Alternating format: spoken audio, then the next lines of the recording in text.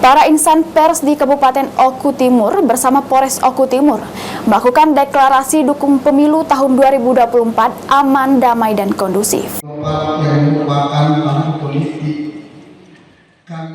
Jelang Pesta Demokrasi tahun 2024, sebanyak 50 insan pers yang tergabung dalam sejumlah organisasi melakukan deklarasi dukung pemilu damai, aman, dan kondusif bersama Kapolres Oku Timur.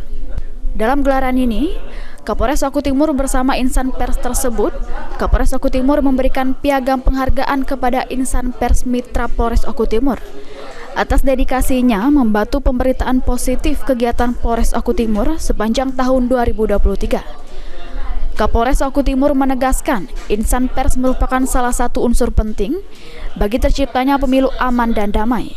Dengan peran serta para insan pers dalam mendukung mewujudkan pemilu damai dan aman melalui pemberitaan yang baik dan meminimalisir berita hoaks, sehingga pemilu yang aman, damai, dan kondusif akan mudah terwujud.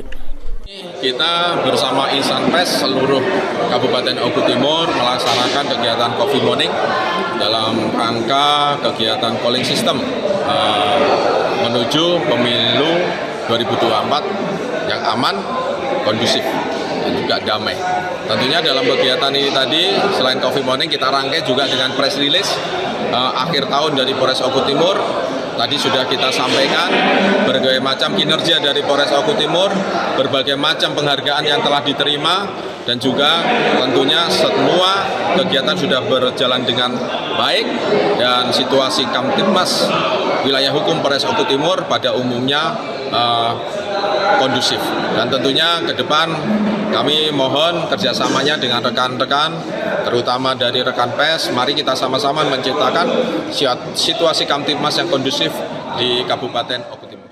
Dalam kesempatan ini, Kapolres Oku Timur juga mencapaikan capaian Polres Oku Timur yang telah berhasil menekan angka kejahatan selama tahun 2023 sehingga dapat menciptakan rasa aman dan nyaman bagi seluruh masyarakat Kabupaten Oku Timur. Elvan Rijafriadi, PAL TV.